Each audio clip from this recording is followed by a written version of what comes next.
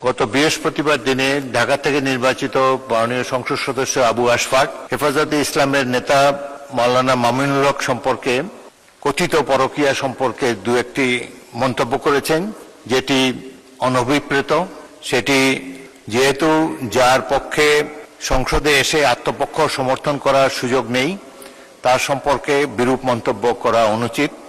সেই জন্য আবু আশফাক সাহেবের মন্তব্য আমি এক্সপান্স করেছি। সাথে সাথে আমারও একটি বক্তব্য সেখানে আমি উল্লেখ করেছিলাম যে কোনো ব্যক্তির জীবনের অন্ধকার অধ্যায় সম্পর্কে আমার বক্তব্য এসেছিল। সেই অন্ধকারাচ্ছন্ন এই অধ্যায় এটিকেও এক্সপান্স করা হলো এবং ভবিষ্যতে আপনারা সবাই কেয়ারফুল থাকবেন বাজেট বক্তৃতা বা অন্যান্য বক্তৃতায় যার পক্ষে এখানে এসে নিজকে ডিফেন্ড করা সম্ভব নয়, তার উদ্দেশ্যে কোনো বিরূপ মন্তব্য আপনারা করবেন না, এটাই আশা করি।